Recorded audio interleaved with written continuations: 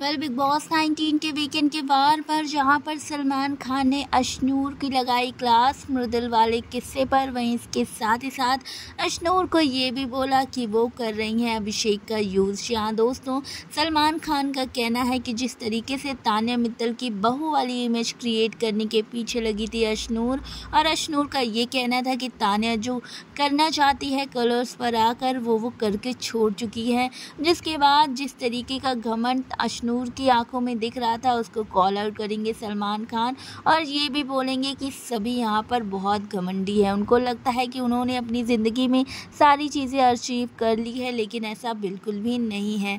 Big boss के घर में जहाँ पर सलमान खान खोलेंगे सभी की आंखें, वहीं सब के घमंड को तोड़ेंगे भी।